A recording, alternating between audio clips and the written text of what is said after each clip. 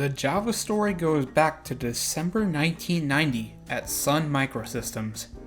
After frustrations involving Sun's internal C and C++ APIs, engineer Patrick Naughton sought out an alternative language to these, which began the Stealth project, quickly renamed to the Green project after the addition of other designers at Sun, such as James Gosling to the project, forming their own offices. While initially considering C++, the team rejected the offer after its many shortcomings at that time, like a lack of garbage collection portability, among other shortcomings.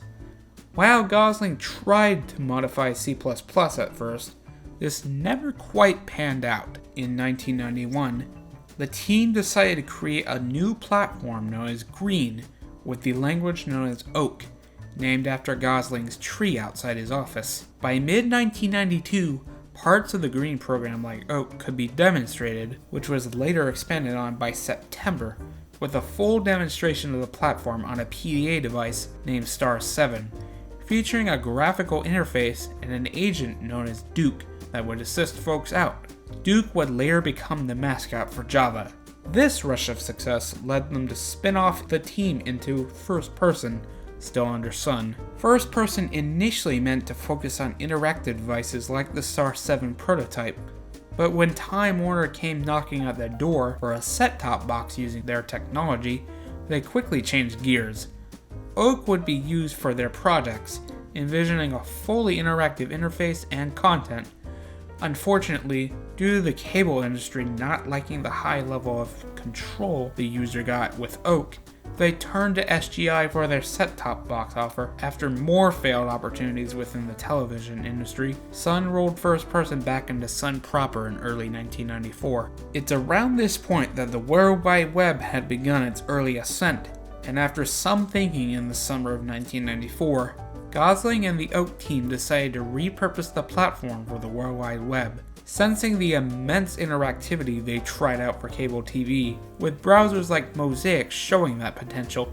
After a renaming of Oak to Java, due to a trademark already existing at the time, Naughton wrote a browser known as WebRunner, after the movie Blade Runner, forked from the Mosaic codebase. This browser was implemented entirely in Java, being the first to run Java applets. What made Java stand out from other languages at the time was the use of the Java Virtual Machine, or JVM, allowing developers to essentially compile their Java programs once, and then it would run on every platform going, from Windows to Unix to Mac OS.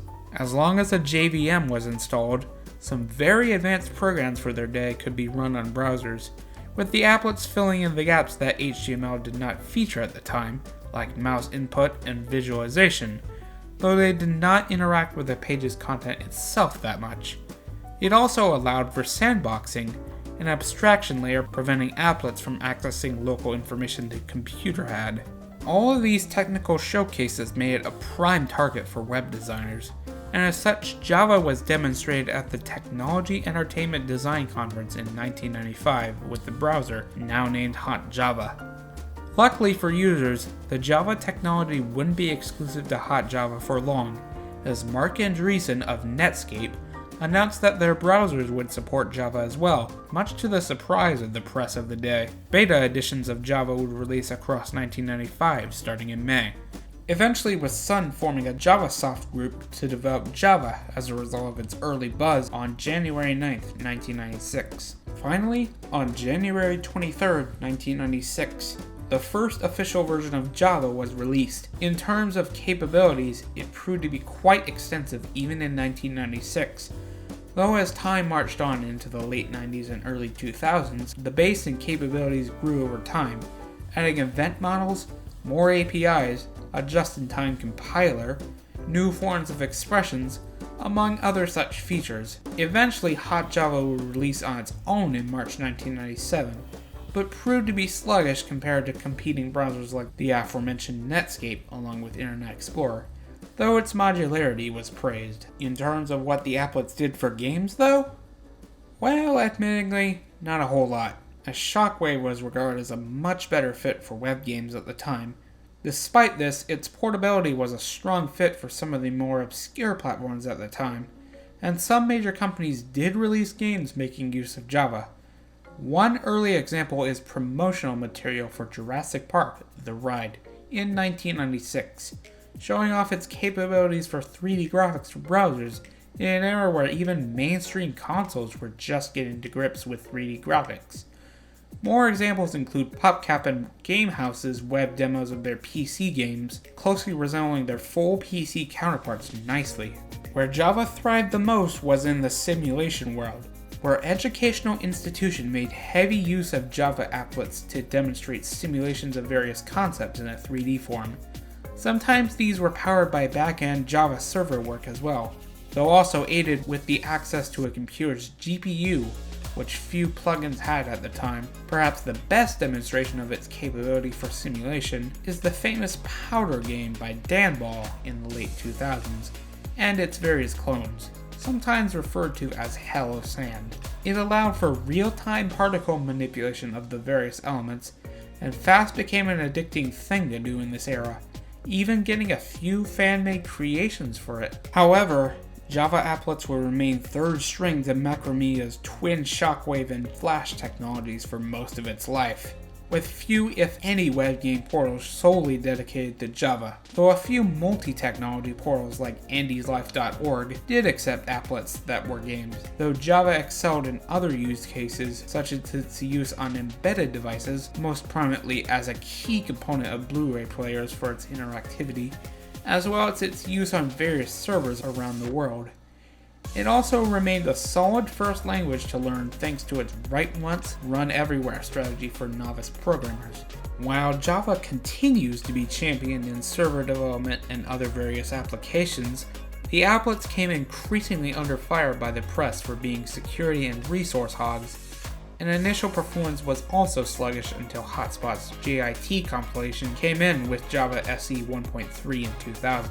Due to a number of security issues that Sun, and later owners Oracle, who bought Sun in January 2010, either failed to address or not properly disclose in updates, they underwent even more scrutiny, as some of the sandboxing methods Java used regularly found security exploits. As such, the market share for Java web pages began to decline starting in the late 2000s, as Flash had taken over much of the interactive browser space by that time, and was later superseded by HTML5 and other web standards in the early 2010s, including JavaScript, a largely unrelated language connected by way of branding. Oracle continued to support Java in its original form with the applets, however, even with the releases of Java SE 7 in July 2011 and Java SE 8 in March 2014. The release of the latter, however, marked the end of an era. Starting with a rapid release model in 2017, SE 8 was designated as a long-term support release, with SE 9's release that September not being designated as one. However, Java SE 9 decided to deprecate the applets, but not removing them entirely. But the next version of the LTS program, Java SE 11, released in September 2018, marked a full removal of the applet support, making Java SE 8 the last remaining version to support the applets. However, many browsers had already removed support for the applets along with other web plugins a few years beforehand, making this a final send-off from Oracle themselves. Java SE 8 ended commercial support in January 2019, while personal use updates were planned until the end of April 2020. However, these plans were delayed in early 2020, and as such, SE 8 will continue to receive updates for the foreseeable future, though for how long remains a mystery. While it marks the end of the original purpose of Java to provide interactive content for the web, it left behind a 25-year legacy of serving as the genesis for portability and web plugin design. And of course, it continues to be used for Minecraft and other various purposes, continuing Naughton and Gosling's vision of a one-size-fits-all portable platform they envisioned in the early 90s.